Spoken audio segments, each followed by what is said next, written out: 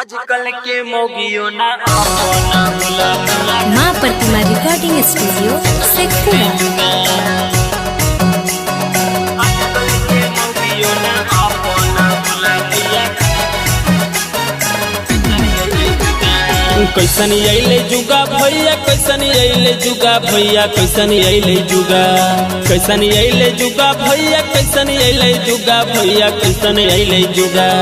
आजकल के मोगियों ना अपना होला भैया कैसन अइले जुगा आजकल के मोगियों ना अपना होला भैया कैसन अइले जुगा कैसन अइले जुगा भैया कैसन अइले जुगा भैया कैसन अइले जुगा कैसन अइले जुगा भैया कैसन अइले जुगा भैया कैसन अइले जुगा आजकल के मोगियों ना अपना होला भैया कैसन अइले जुगा आजकल के मोगियों ना अपना होला भैया कैसन अइले जुगा। मिक्स बाय शैलेंद्र बाबू।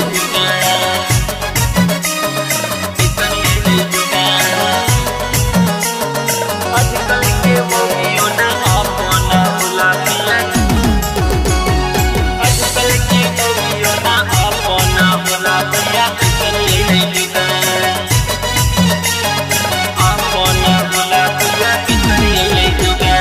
अपन समझ के शहर ले गेलिए खुदे खटलिए और ओकरा पढ़लिए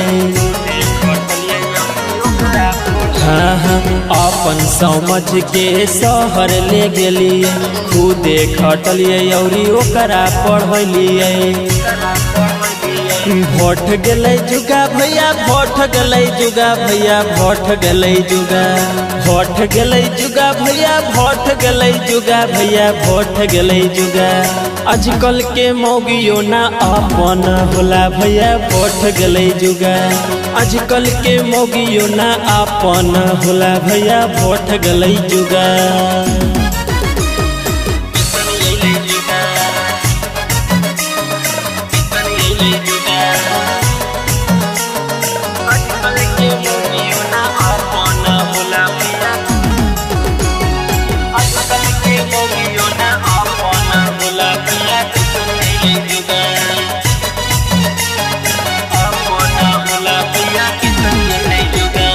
बन के एसडीएम भूल गए सोइया कुछ समझ में न आवे ये भैया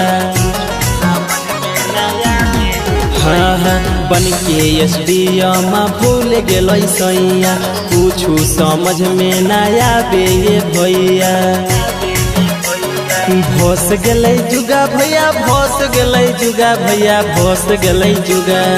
भोस गले जुगा भैया भोस गले जुगा भैया भोस गले जुगा